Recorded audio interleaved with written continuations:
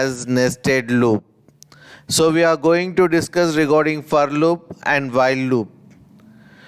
What do you mean by a loop? In Python, in general, the statements are executed sequentially.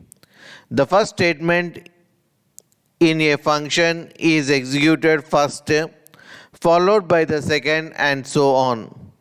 There are many situations when you need to execute a block of code several number of times. So a particular code is required to execute several number of times. It may be 5 times, 10 times, 20 times, or any number of times. Programming languages provide various control structures that allow for to move complicated execution paths. So here we are going to have a control structures where we can use them to solve the complicated execution, and as per the requirement of the program we can use the control structures. Among these control structures, a looping is a part. A loop statement allows us to execute a statement or a group of statements multiple times. Python program language provides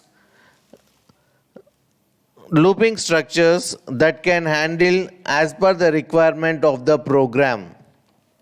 So here the looping structures which we are going to see here are while loop, for loop, and the nested loops. Looping, for, while, nested loops. First we are going to see about the while loop. In Python, while loop is used to execute a block of statements repeatedly until a given condition is satisfied. That means a loop structure whereas in Python, while loop structure we are going to execute a certain block of statements repeatedly until a given condition is satisfied. So a loop, we can say a loop is a control structure that is used to execute a block of statements repeatedly until a condition is satisfied. Next, when the condition becomes false, the line immediately after the loop is in program is executed. So example, I equal to 1, sum equal to 0, while loop we are using, I is less than or equal to 10, sum equal to less than equal to 100, sum equal to sum plus I equal to I plus 1, print sum. That means 1 plus 1, 2, 2 plus 2, 4, 4 plus 3, 7, 7 plus 4, 11. Like that it goes on. When it comes to 100, last digit plus 100, you will get the value of 5050. This is about the looping structure. A set of statements that will be executed continuously. What is the set of statement? That is sum equal to sum plus 1. Initially the sum value will be the 0, but I value will increase repeatedly with 1. So sum equal to sum plus 1, I value equal to 1, 1 plus 1 it will become 2. Then comes to 2 plus 1, 2 plus 2. I value is increased to 1 stage to 2. 2 plus 2, 4. 4 plus 3, 7. 7 plus 4, 11. 11 plus 5, 16. 16 plus 6, 22. So like that it goes on until 4950 plus 100 equal to 5050. So this is about the while loop with an example. You can execute this program and you can see as part of the practical session. Next, another program is given, program using while else. We are using while as well as else. Print begin. So it will print the begin value I equal to 1. The initial value of I is 1. While I is less than or equal to 5, print welcome. So you are going to print the welcome. I equal to I plus 1. I value will be increased. Else, print in else. So you have to print in else. Then end. So if I value is less than 1, less than 5, it should print welcome. So first time I value is 1. 1 is less than 5. So it will print welcome. Before it, a print statement is given with the begin. So output will be first begin. Then I value is 1. I is less than or equal to 5. Yes, it is less than 5. So it will print welcome. Then one value will be increased. 1 plus 1 it is 2. Again it will print welcome. Then again 1 plus 1, 2 plus 1, 3. It will print welcome. 3 plus 1, 4. It will print welcome. 4 plus 1, 5. It will print welcome. So after completing 5, that means I is less than or equal to 5.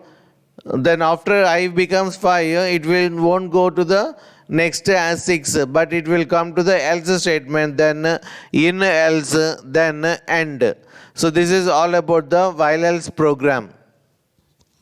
You can check it in programming part as part of the practical session. Check that particular program. Next comes to else statement for loops. So now we are going to check for the for loop. Num equal to 7 for I in range 2 comma num. So we are going to check the I value. We are going to give the range. Okay.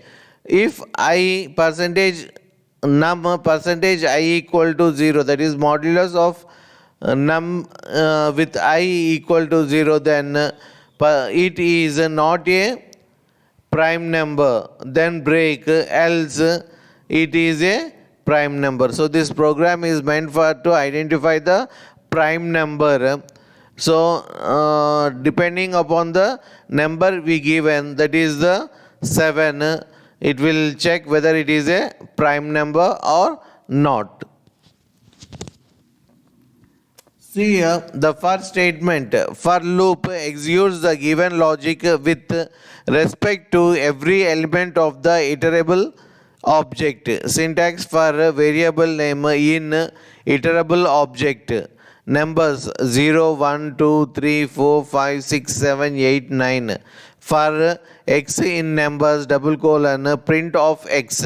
So this is all about the for loop.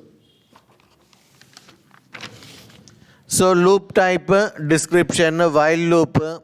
While loop will repeats a statement or a group of statements while a given condition is true. If the test condition becomes, test the condition before executing the loop body. This is about while, whereas for executes a sequence of statements multiple number of times and observes the code that manages the loop value. So it will do number of times until the last condition it will satisfy. That means for x in numbers, so up to the numbers it will satisfy. When it will last condition, when the numbers value is 9 is the last condition.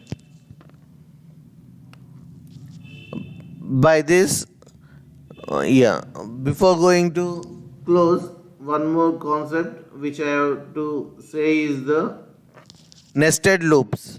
Nested loops, as I already informed you that the nested loops is the nested loop means a loop within a loop. Here you can use one loop or more loops inside another loop for while or for, then the type of loop is considered as the nested loop.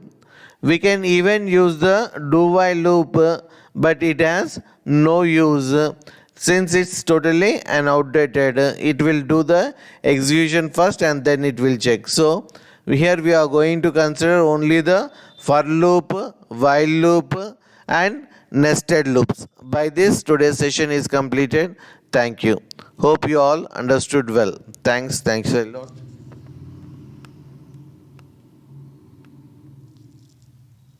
Thank you.